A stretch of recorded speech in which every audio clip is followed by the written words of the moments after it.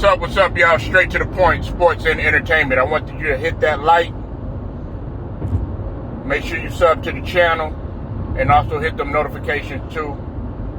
And be sure that you're sharing this video, okay? Let's just go ahead and jump right into this, all right? Shout out to the brother 78 Sports, the general of this LDBC, both boxing and as well as basketball community.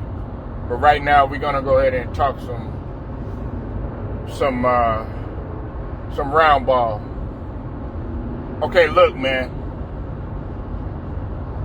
Last night, the Milwaukee Bucks, they got beat again. All right. Now they went on a winning streak of about 2 games, and everybody was like, hold their horses. But I still maintain what I said about Doc Rivers not being the head coach for this job, and also the most biggest elephant in the room, and everybody just seems to ignore and give him his credit and all this other stuff just because he's done made some dynamic plays in the past, but they praise his failures. And that is none other than Damian Lillard. Look, if people are gonna constantly cook LeBron and, they were cooking, of course I've cooked Joel Embiid. They were even cooking Joker for a while up until he started getting further and further, and then eventually won a championship. Even people were cooking Melo. And the reason why I bring those guys up, with the exception of LeBron and Joker, is because Damian Lillard has failed to make the finals. He hasn't had a finals appearance. You have this guy top 75 all time, which I think, as Mike Tyson would say, ludicrous. I think he should not be on the top 75, but that's kind of a casual argument right there, okay? This is what I'm talking about right here. When they brought Dame in, I told people that this experiment was not going to work. Okay? Now they often say that opposites go together, and now no homo or nothing, but opposites attract. And 2 different games in a basketball sense might go together, right?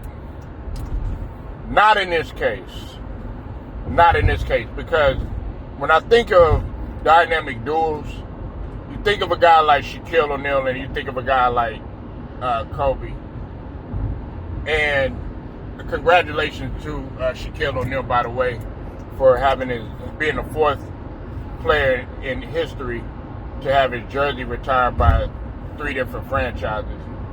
But anyway, getting back to what I was saying,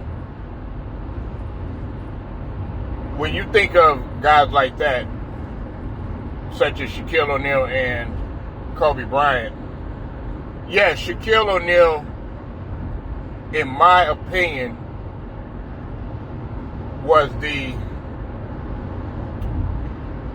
he was lacking out of the 2. Okay, and the reason why is because, Shaquille O'Neal would always use the season to get into shape. Okay, and what he didn't understand is that was not only setting him back, but that was setting the team back somewhat too. Whereas everybody else was coming in, in shape. But, in comparison to Kobe, Kobe was just another animal. I mean, Tim Grover has said that, time and time again, Kobe was, his trainer. Kobe was a different breed, a different animal. And Kobe coming in from running miles and shooting jumpers and lifting weights, the whole entire summer, while Shaq would come in out of shape. And then next thing you know, Shaq would end up getting injured again. Okay? And the reason why I'm using this example with a guy like Giannis and a guy like Damian Lillard is the fact that Damian Lillard doesn't understand that his inconsistencies on the offensive end and his lack of defense is really setting the team back. Okay, never mind the coaching. We're not even gonna get on the coaching. That's because at the end of the day, yes, I got on Doc, but at the end of the day, it's still the players out there. They still have to go out there, touch the hardwood, and make plays.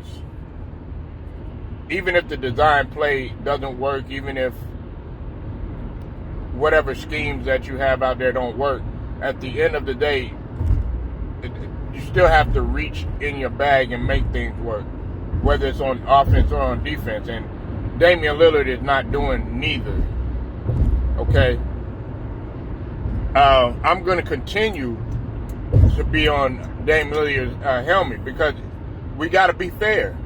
If everybody's going to sit up here and cook one player, like a LeBron for doing the shit that he does, okay, and I'm not trying to just defend LeBron like that or nothing. I don't want people to get things twisted. If people are gonna, if we're gonna go ahead and we're gonna cook a guy like Luka, or we're gonna cook some of these other players that don't do what they're supposed to do, or even like a guy like Jordan Poole, man, we got to cook the guys that nobody's really talking about. Everybody still hangs on to, waving bye-bye and all that bullshit that he did in the playoffs. Do you know how long ago that was? And what did he do? He didn't go nowhere. He didn't go nowhere. I can't stand that. That's such a silly-ass argument, waving bye-bye and stuff. Yeah, you waving bye-bye, you can't wave hello to get in the finals. We cook all these other players over time. Everybody cooking Ben Simmons. Everybody cooking this guy. Everybody, I just mentioned Joel Embiid. Cooking all these guys that don't have nothing to show in their resumes. Hey, even in his young career, Trae Young is getting cooked too. But hey, we got to cook Dame too. Everybody wants to cook a guy like Klay Thompson, not realizing that this guy, what this guy has been through and stuff. They talking about, trade Klay and all this other bullshit. But last time I checked, the Warriors are winning. They done won five straight, despite all the changes that they done went through. But I'm not making no comparison with the Warriors or the Bucks. But what I'm saying is they'll cook a player that's not doing what they're supposed to do. But it seems like Dame is always, for some reason, escaping up out of there. He's escaping the smoke. And it's nothing personal against Dame, because I happen to like Dame very much. As a matter of fact, I adopted one of his workout regimes, because I was watching the documentary on him, License to Lillard. Y'all should check it out sometime. And the stuff that he was doing for guards working out before he had to go into it was an older documentary, because this is before he had actually made it to the league. And he had got drafted and everything. He had to go to NBA draft camp and all that stuff. So I've been on Dame. I respect his work ethic and everything, but you gotta listen, if it's not working on offense, you gotta do it. You gotta do other things. Here's a prime example.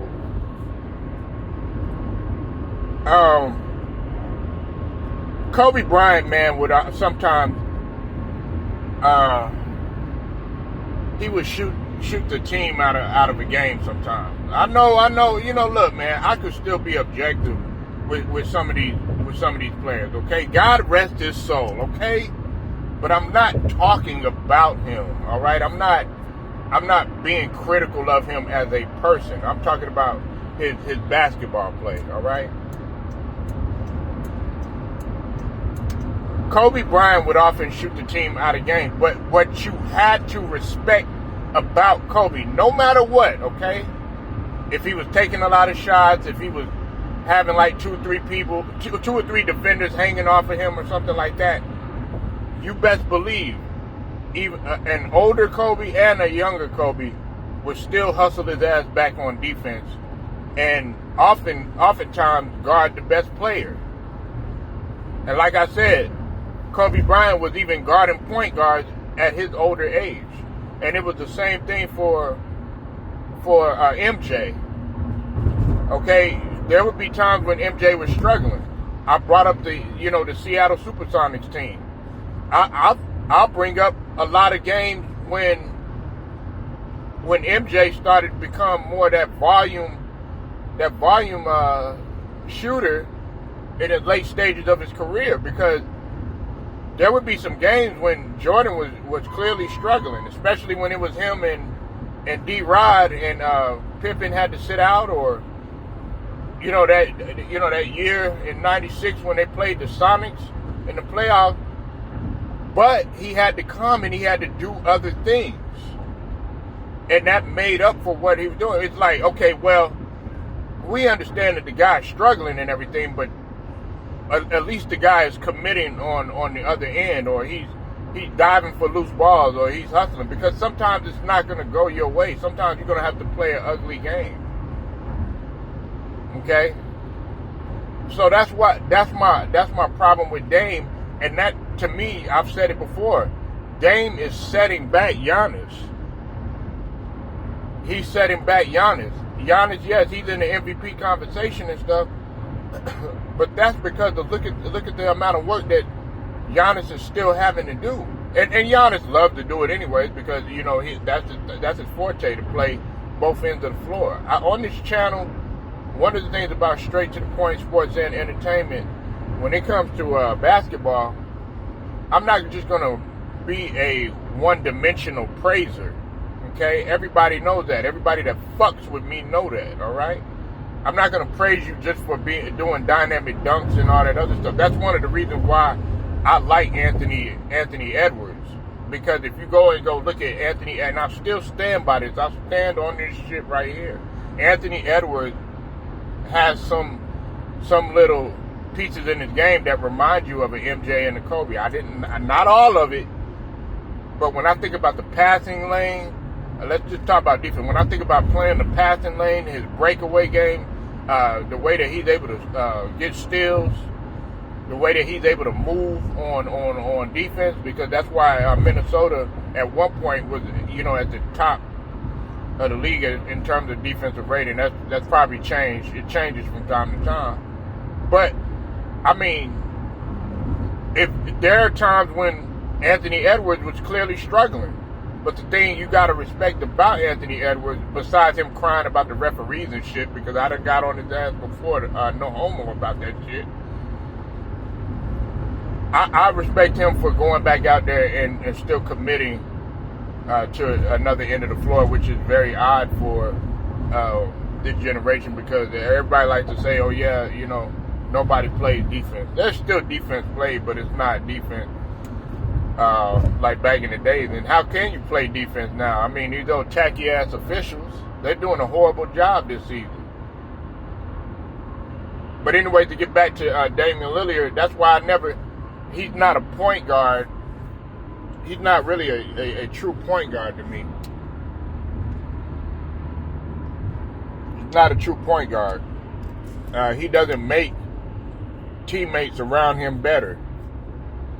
Doesn't set the table. He wants to play hero ball every single game. It's not heroic ball every single game. Every game you don't have to go out and you don't have to be the hero. And see, Giannis You know, I've gotten on Giannis too. I forget who it was. I think it was, shout out to Time Out with Mr. Mass. I think he said this on the Brother Ticket TV stream too. Shout out to Ticket too. Go sub to both of their channels. They said, well, Moss was saying that Giannis was sitting there and trying to, you know, step aside to let Dame go ahead and, you know, take control of everything. No, Giannis, what the fuck wrong with you? You the one with the championship. You the one with the, you know, the 2 MVPs. You the one with the finals MVP. You the one with the defensive player of the year award and the MVP in the same season. Lillard can't say none of that. The only thing that he could say that's even equivalent to you is the fact that you top 75, and he don't deserve that shit. But y'all praise Dame, but y'all don't want to hold his feet to the fire at all. I've been talking about this stuff. Everybody likes to talk about, you know, I remember one silly ass argument about Dame waving bye-bye to Russell Westbrook and all this other stuff, but you best believe Russell Westbrook, if you put their resumes up together, Russell Westbrook he's went to a finals.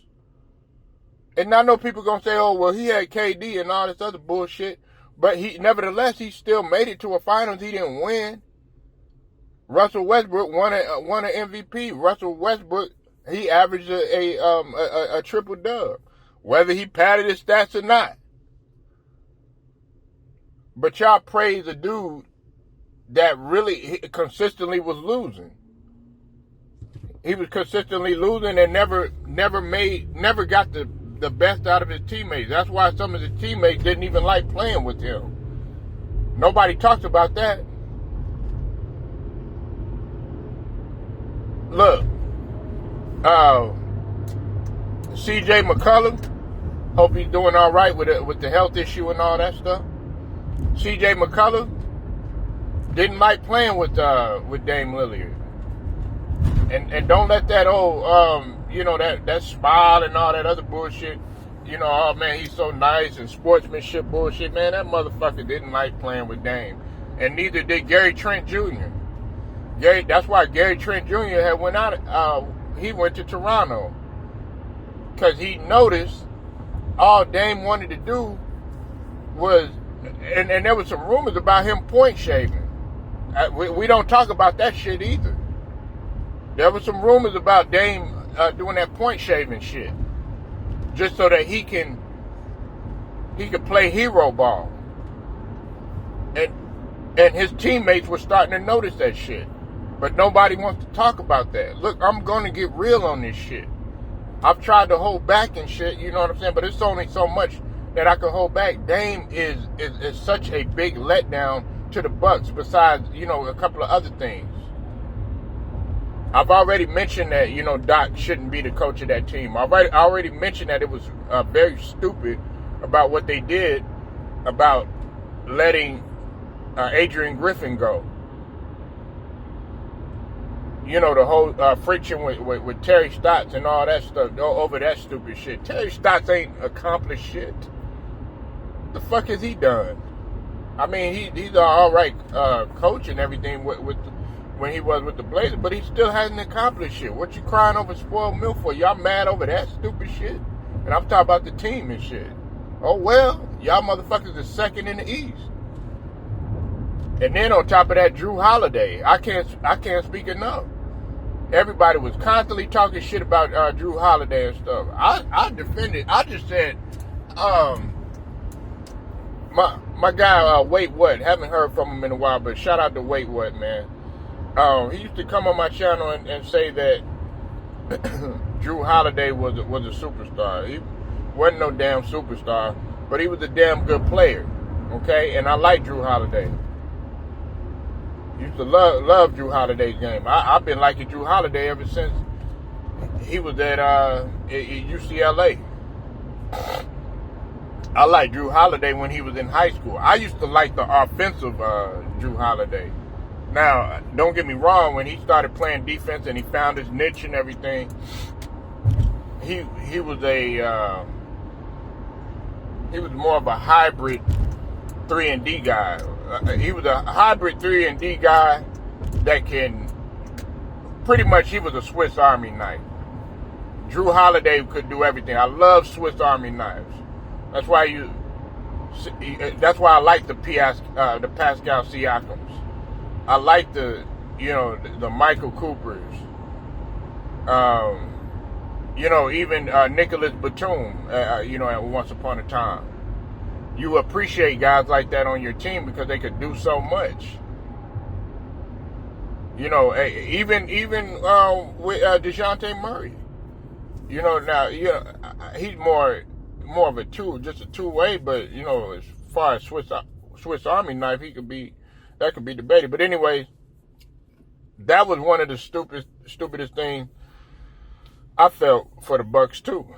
And now look at Boston. It's the same thing that I was mentioning with Jalen Brunson going from Dallas to New York. So Dame is such a big letdown to this team, and as well as Giannis too. And they're not the way that they're playing. I doubt if they'll win a championship, and I doubt if they'll ever win a championship playing with each other. And I'm talking about Dame and Giannis. It's not gonna work, man. Giannis is a different breed. How can you blame him for walking off the floor with 35 seconds left to go? I know it was unprofessional, but damn.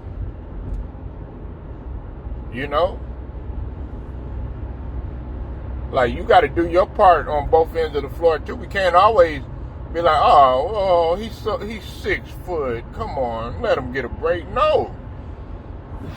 There were still short players that were still able to D your ass up. When I think of a guy like Muggsy Bogues, man, Muggsy Bogues was 5'3", if that. Still out there hustling and stuff like that, getting knocked around, being called midget by Jordan and stuff. He was still playing deep. Gary Payton, even though he was a little bit taller, 6'3", 6'4", or whatever, he was guarding guys that were 6'6", 6'7", 6'8". I don't want to hear any of these are, he's 6 foot. Come on, let him get a break. Joe Dumars was often undersized. And when Joe Dumars would guard Jordan would say, man, shoot, he was my toughest challenge, and he was giving up like 3 inches. I don't we got to stop making excuses for Dame. And I've quit it a long time ago. Let me know what y'all think. Leave your comments, like the video, share it, subscribe. Also hit the notifications. Until then, it's straight to the point, sports and entertainment. I'll get at you later.